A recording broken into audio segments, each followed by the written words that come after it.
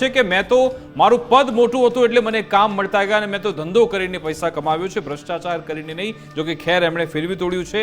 નિશાંતજી, આપની પાસે આવવા માંગીશ કે આ ભ્રષ્ટાચારની જે એ રાક્ષસ છે કેટલો આપણા માટે ખતરનાક છે. આ રીતે સરેઆમ જ્યારે નેતાઓ બહાર આવીને કહે કે હા મેં તો કમાયા છે પૈસા, તો એ લોકો સુધી પહોંચાડવાનું કામ વિપક્ષનું છે. એનો વિરોધ કરો અને માફી મંગાવડાવો અથવા તો એની સામે જે કાર્યવાહી થવી જોઈએ કરાવડાવો.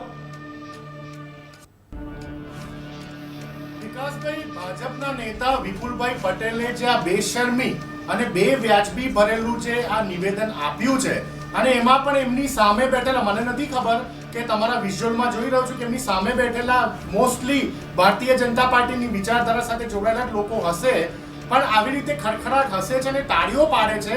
એનો મતલબ છે કે સાબિત થાય છે કે 30 વર્ષથી ભારતીય જનતા પાર્ટીનું ગુજરાતમાં શાસન છે અને ગુજરાતના એવા કેટલાય ભારતીય જનતા પાર્ટીના નેતાઓ જેનું કરપ્શનમાં નામ આવેલું છે, એમના ઉપર કોઈ પણ પ્રકારની કાર્યવાહી નથી થઈ. મારે તો તમને આજે વિકાસભાઈ એવું કહેવું છે કે સીબીઆઈ, ઈડી, ઇન્કમ ટેક્સ આ બધાનો જે પપેટની જેમ ભારતીય જનતા પાર્ટીની સરકાર ઉપયોગ કરે છે, શું માત્ર ને માત્ર વિરોધ પક્ષના નેતાઓના ઘર ચેક કરવા માટે આ વિપુલભાઈ પટેલ જેવા લોકો બેશરમી ભર્યું આવું નિવેદન આપતા હોય અને ગુજરાતની જનતાને લાફો મારતા હોય તો એમના ત્યાં મોકલો ને ઇન્કમ ટેક્સ વાળા. 24 કલાકમાં ખબર પડી જશે આપણને વિકાસભાઈ કે રાજકારણમાંથી કમાયા છે કે પોતાના ધંધામાંથી કમાયા છે. 2 નંબરની આવક હશે તો તરત જ બહાર આવી જશે. પરંતુ સાથે સાથે એ પણ જોવા જેવું છે કે હું તમને કંઈક બતાવવા લઈ આવ્યો છું. આ ઓફિશિયલ સરકારનો રેકોર્ડ છે કે 2014માં ભારતીય જનતા પાર્ટીના સાંસદની આવક કેટલી હતી અને 2024માં જ્યારે એમને ફોર્મ ભર્યું ચૂંટણીનું ત્યારે એમને એમની સંપત્તિ કેટલી બતાવી. અરે દેશના ગૃહમંત્રી અમિત શાહજી જે ગાંધીનગરથી લડે છે, એમની 2014માં 25.80 કરોડની સંપત્તિ હતી અને 2024માં 80. બહુ મોટા નામ છે, દેવસિંહ ચૌહાણ, જસવંતસિંહ ભાભોર, મહેન્દ્ર મુંજપરા, શગાબજી, કિરીટ સોલંકી, પરબતભાઈ, અરે કેટલા બધા. તમે જુઓ કે 210%, 300%, 350%, 400%નો ધરખમ વધારો માત્ર 10 વર્ષમાં. એટલે એવો તો કોઈ ધંધો છે નહીં વિકાસભાઈ. તમે ખૂબ જ જાણીતા અને ઇન્ટેલિજન્ટ પત્રકાર છો. એવો કોઈ ધંધો નથી 10 વર્ષમાં તમે 300%. નિશાંતજી, તમને એટલે તો ખબર હશે ને કે સમાજ ને સબ નંગે હે.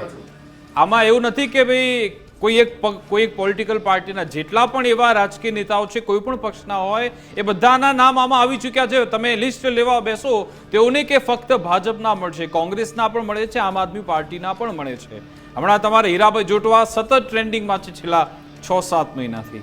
તો આ જે મિલીભગત ચાલે છે એને પણ રોકવી પડશે ને આપણે પણ, આપણા પક્ષમાંથી પણ.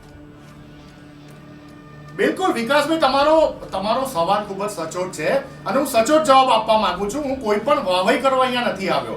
હું તમને સચોટ જવાબ એ આપું છું કે આજે ભારત દેશમાં જે ભ્રષ્ટાચાર ચરમસીમાએ પહોંચી ગયું છે, એમાં કોઈ પણ ડિપાર્ટમેન્ટ કે કોઈ પણ એવું પ્રોફેશન નથી બચ્યું કે જ્યાં ભ્રષ્ટાચાર નથી.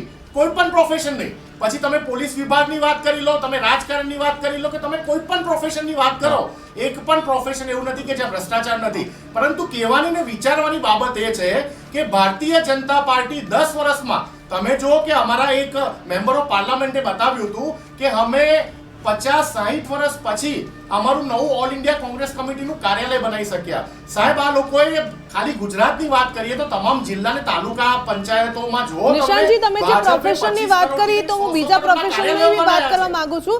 તમે કહ્યું કે ભ્રષ્ટાચાર થતો હોય, બધા ખાતામાં થતો હશે, પરંતુ જનતાની સેવા કરવા માટે જે રાજનીતિનું માધ્યમ પસંદ કરતા હોય એ જનતાના સેવકો આ કમાણીનું સાધન સમજી લેશે તો કયા નેતાઓ પર વિશ્વાસ કરશે જનતા? ના, હું એના પર જ ભાવિકા, હું એના પર જ આવતો હતો. મારું એક સ્ટેટમેન્ટ મને પ્લીઝ કમ્પ્લીટ કરવા દો. મારે તમને આજે આપણે કમ્પેરેટિવલી વાત કરવા બેઠા છે કે ભાઈ કોંગ્રેસમાં ભ્રષ્ટાચાર છે કે ભાજપમાં. તો હું તમને કહું કે આ દેશ ઉપર, ગુજરાત ઉપર કોંગ્રેસે 30 વર્ષ શાસન કર્યું છે. તો પણ આ 30 વર્ષના શાસનમાં કોંગ્રેસ પાસે 30 જિલ્લા એવા નથી કે જ્યાં પોતાનું હાઈફાઈ 3-4 માળનું કાર્યાલય હોય. માત્ર 10 વર્ષની અંદર ભાજપે એવા તો કયા કારનામા કરી નાખ્યા કે 25 થી લઈને 100 કરોડના કાર્યાલય ખુલી ગયા. હું એ જ કહું છું, તો તમે મુદ્દા લઈને ઉતરો મેદાનમાં. વિપુલભાઈ જો આવું બોલ્યા છે નિશાંતભાઈ, તો તમે ઉતરો મેદાનમાં, કેમ ઉતરતા નથી? ખેર, એના પર આવું છું. પણ આની સાથે બીજા રસપ્રદ સમાચાર